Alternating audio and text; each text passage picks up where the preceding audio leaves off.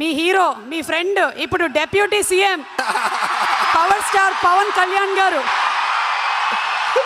ఆయనతో మీ combination cinema ఏదైనా రాబోతుందా? చూసారా సార్, మన క్వశ్చన్ కి ఎంత రెస్పాన్స్ ఉందో.